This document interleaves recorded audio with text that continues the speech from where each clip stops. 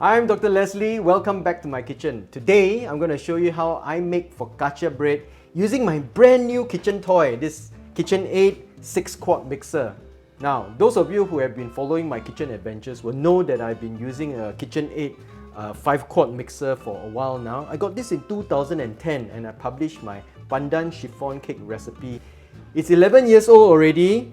It's still going strong, but I thought it's time for me to upgrade to my next new toy, which is the 6-quart machine.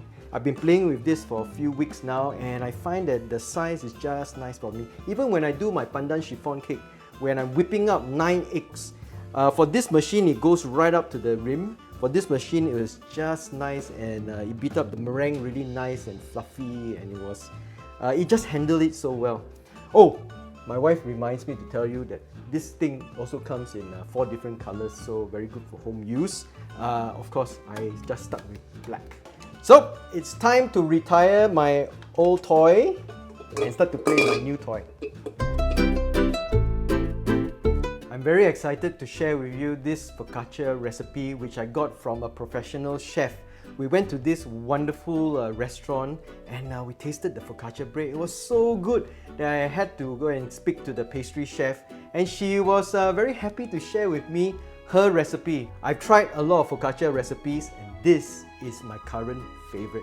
Now, when you're baking bread, the ultimate ingredient that you need is patience. Alright, so you want to bake a nice loaf of bread, you want to make a nice focaccia, you do need a lot of time. So the night before you want to start your baking, you got to make the poolish. What is a poolish? Basically, it's just a starter, right?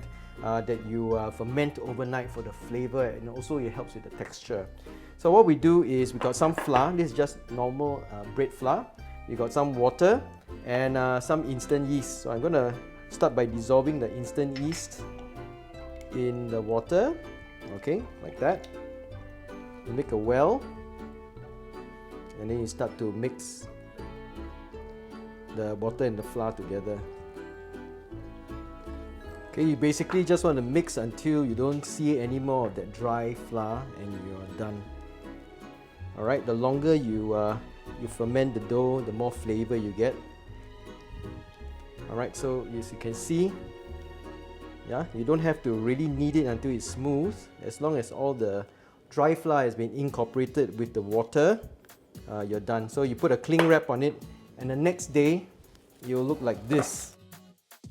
So nice and bubbly, and that yeasty smell is very strong. So this is the poolish, the overnight poolish. What you want to do is to do this about 12 hours before you start baking. Alright, so once you got your poolish ready, what we want to do is to measure out some more bread flour. Put the bread flour into the bowl. Gonna add the poolish on top of that. We're gonna add the yeast to the water. Gonna add the salt and sugar into this pot. I'm just gonna add the oil directly into this as well.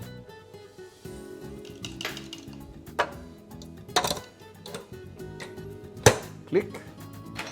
Gonna fix the hook. Now this is a spiral hook. It works a bit better than the C hook that I was used to. And then you basically lift up the bowl and you can start on a low speed. Start adding the liquid. Okay, so that's it. You basically let the machine do all the work. We'll knead this for about 8 minutes or so, and then we'll add some of the other ingredients. We're gonna mix some olives and rosemary into the dough. This is fresh rosemary. If you can get your hand on fresh, that will be the best. If you can't, never mind. You're just gonna give it a rough chop.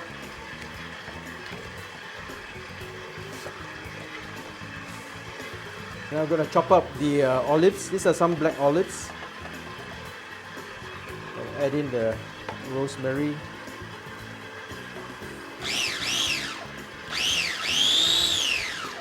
So just give it a rough chop. So that should be about right. Okay, that's about right. So it's been kneading for about 8 minutes and you can see that the dough is nice and soft now. You can see that it's nice and the gluten has already formed, nice and very stretchy now. The dough is very stretchy now. I'm gonna add in the olives. Now this really makes a difference, yeah. When we first tasted this focaccia, we fell in love with it straight away. So we can put this in, we're gonna knead it for another 2 minutes. Just slowly knead it in. Of course, if you don't have a machine, you can use your hand to knead it, but it takes a lot of effort, yeah. And especially when you add in things like olives at the end, it gets a little bit oily and it really gets messy. But with a machine like this, it cuts out the work for you. With this machine, because the head doesn't tilt, this whole thing is solid. That's why it's very stable. It doesn't shake very much, even when you are kneading something like bread dough. So for those of you who are doing a lot of breads at home, you want to consider a stronger machine like the 6-quart KitchenAid mixer. So here you can see the nicely developing gluten strands and how the dough has already pulled off the sides of the bowl nicely. So we are done. Actually, making bread is very therapeutic for me, right? Look at how nice and soft that is. And so what you want to do now is basically just to ball it. See how nice that is. It's smooth. Ball it into a nice tight ball like that. We'll put it into a glass bowl and cover it with cling wrap. Now we just leave it for an hour to rise. So you can see after 1 hour, all the yeast has been doing its work. The dough is now nice and puffy. This is where we degass. We call it degassing. Okay, so at this stage, what I would like to do is I like to get rid of the big bubbles like that. Okay, just fold it into thirds this way. Stretch it out the other way, and then gonna fold it into thirds this way again, and then we turn it over. We have a nice sort of a square loaf. Let's get our tray, put some oil, some extra virgin olive oil. Get hold of the nicest olive oil you can. Okay, I'm just gonna let it rest. We're going to let it rest for another 20 minutes to half an hour so that we can start shaping the focaccia. So we're going to just oil it so that it doesn't get dry. Because right now if you try to stretch it, right, the gluten is very tight. So it's just you're going to be fighting against the gluten. You see how it's all very springy still. So you just let it rest for another 20 minutes, half an hour later. When you stretch it, it'll be very easy to stretch. Then we'll just shape it into our focaccia and then we bake it.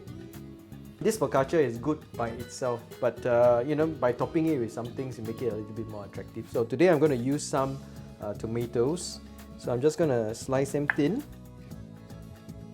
You can use other things like roasted garlic is really good. Onions, really nice.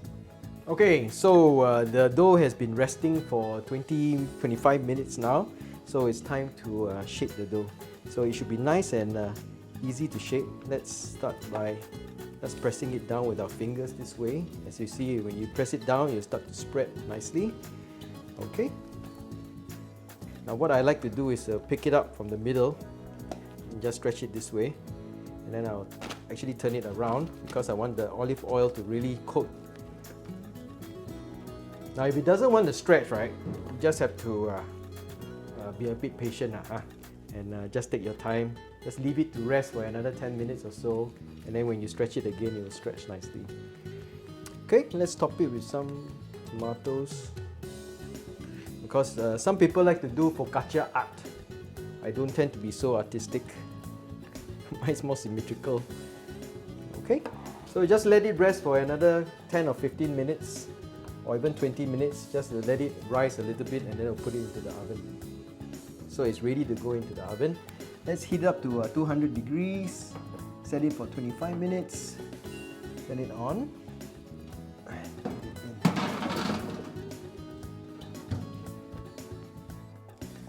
now we wait. 11, 10, 9, 8, actually. 25-minute baking time. Look at that. Beautiful focaccia bread. While it's still hot, you want to add a little bit more of the olive oil on top of the focaccia. See, when it's hot, that's when it absorbs all that nice oil. The smell is amazing. Actually, the secret to this focaccia, right, if you want the outside to be really crisp and the inside to be nice and soft, is to let it cool down completely, and then later on, just before you eat, right, you put it back into the toaster. Because when you leave it out here, the skin will get a bit soft, but when you put it back in the toaster, then it will really harden up and be very, very crispy. But I can't wait. Let's cut into this and see what we have. Look at that. Ooh. Oh, look at that. Isn't that beautiful? Nice, fluffy, nice crumb structure. Inside is really nice and soft. Now the best way to eat focaccia bread is a bit of olive oil and balsamic vinegar.